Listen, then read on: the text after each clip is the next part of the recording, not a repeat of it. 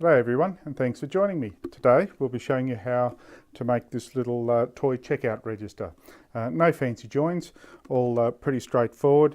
You'll need a drill for cutting the holes, a scroll saw for cutting the curves, some wood glue, and also this product called Mod Podge. Now this is a water-based glue sealer and overcoat finish. We use this to glue the graphic panels on. Gives a little bit more colour and sparkle. Stick around and we'll show you how to do it. So these are going to be some of the things we will be using to make our cash register. We will be using Mod Podge for the first time. We will be using templates. We will be using coloured templates for the Mod Podge. We'll be using drills, measuring tape, pencils, scissors, glue, eraser, sharp knife, definitely our wood glue, sander, clamps, packing tape, and we'll show you a little trick for that later.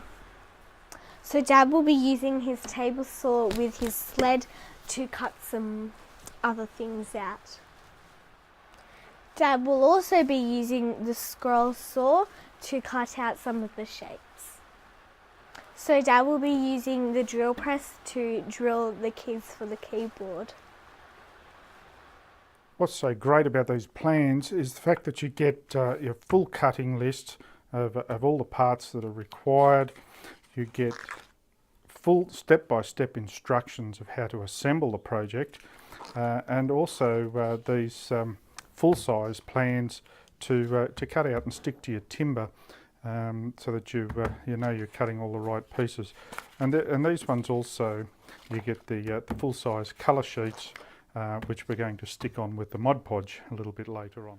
As the slot in the sled is cut by the table saw blade, this gives me a perfect lining up point for my cut, and I can also clamp a scrap piece of wood on here for repeat cuts, so I can make multiples of the same piece.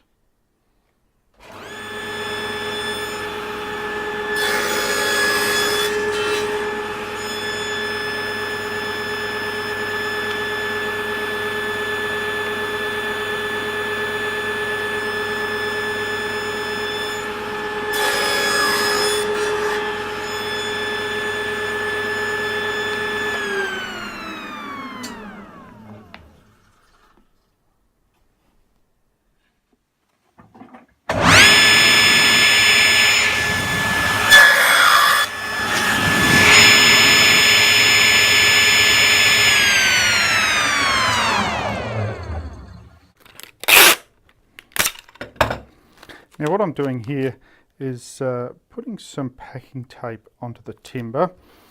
You'll see that I've put a couple of pieces on here to totally cover the timber.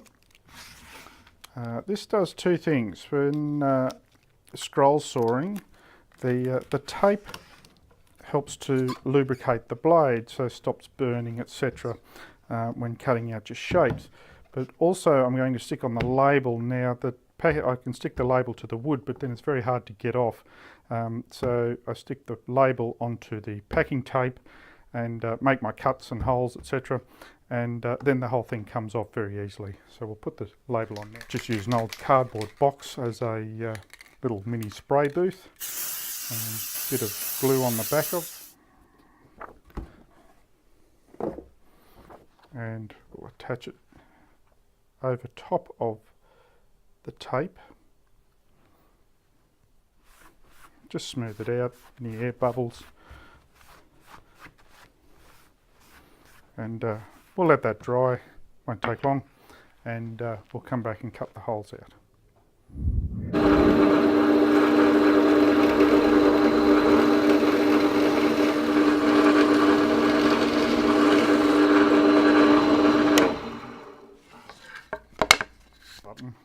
We'll cut that out on the scroll saw.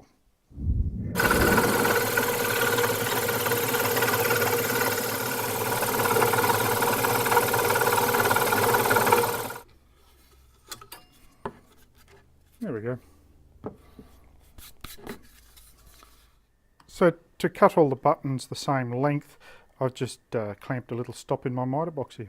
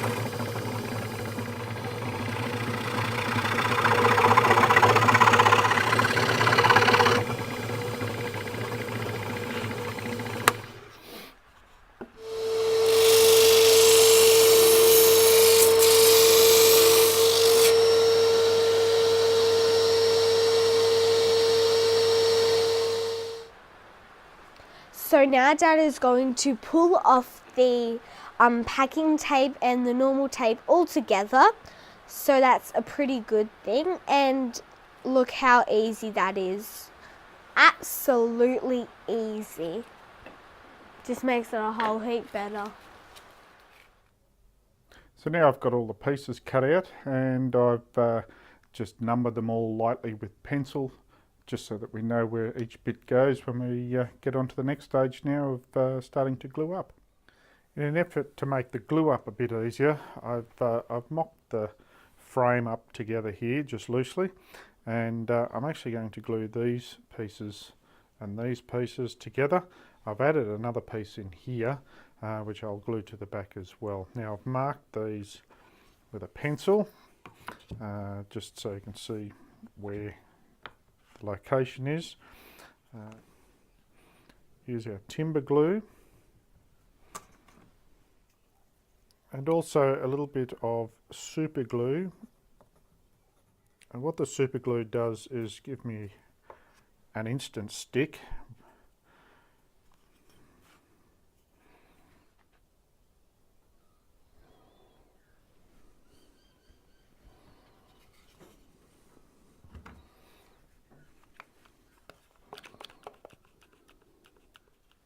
There we go. We'll let that dry. The super glue, as I was saying, allows the piece to create an instant stick so that it doesn't slide around while clamping. So then the piece is in exactly the right spot. Now I'll do the other couple. Okay, so we've glued the base to one of the sides. Now I want to glue the back to the base and that side in that position there. This will require a bit of creative clamping, but we'll get it on there.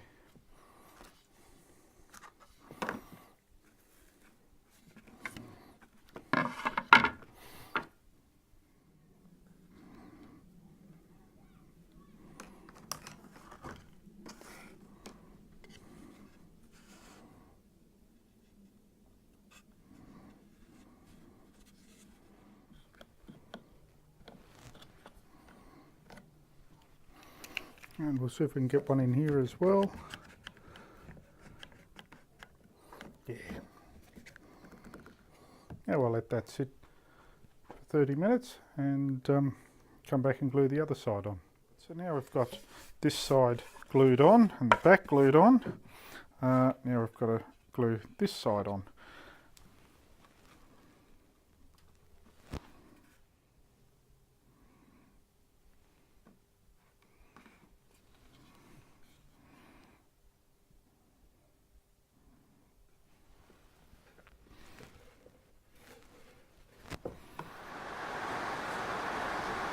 So now we're going to show you how to do the Mod Podge.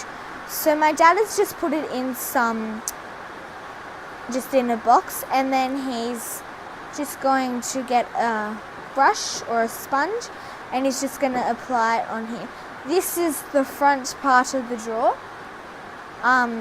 So you apply it on the back first, and then you apply it on the wood, and then you're going to get your sticker or your Mod Podge piece, and you're going to stick it on like that, and then you're going to get some more. Let that dry. Yep. So you let that dry, then you put more on. So now we're going to do this part of the money part. Just paint it on there.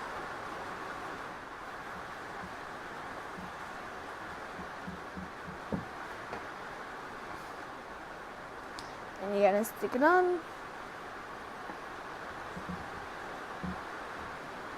So do we put the Mod Podge on the top of it once Yeah. it's dried? Yeah. Cool. So you put it on the top once it's dry. Like that.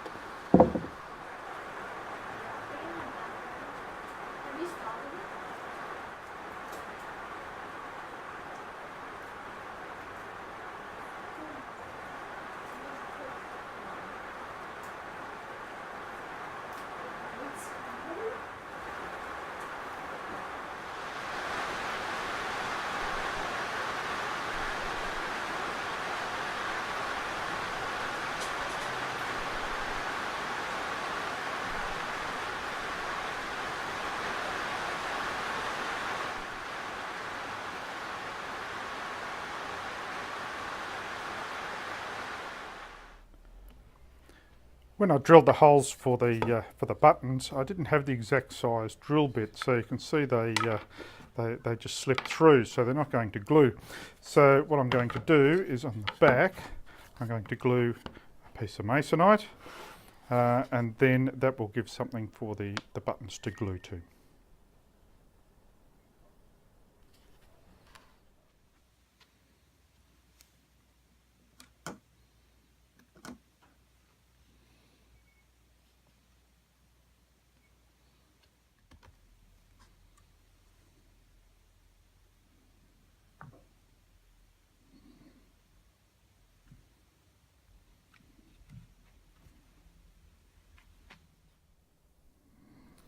With the sheets of play money, I've printed them out, and I've laminated them with a pouch laminator. You can get this done at any stationery store or print shop, quite cheap to do. Just to give them a little bit of extra strength. Once they're laminated, I simply cut them out.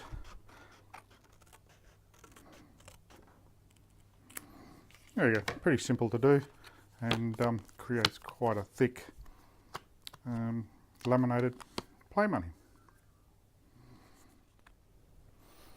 There we go, quite the stash of play money, all laminated, ready to go.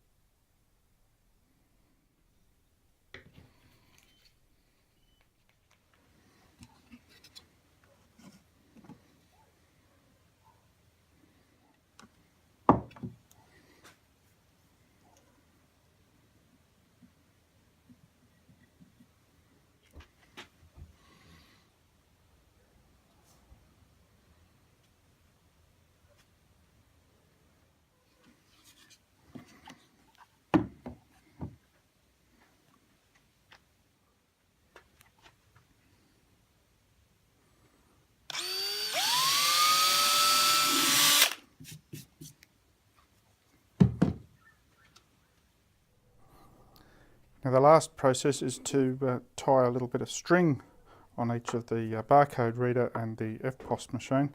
Now what I've done here is I've drilled all the way through with a thin drill bit, and then about halfway through with a wider drill bit, fed the string through, and what this does is let me tie a knot, and the knot hides inside the item. Same on this one here as well, and it can just pull inside and be hidden away.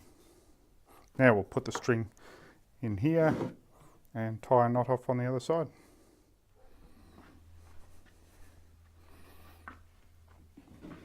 And there we go, the finished toy. Overall build time was about 3 or 4 hours. I did leave the Mod Podge gluing parts overnight to dry before doing glue ups, etc., just to give it that little bit of extra time. We have the drawer here with the money in it, and the scanner and the credit card swipe machine. A lot of fun for the kids, and a lot of fun to build. Thanks for watching.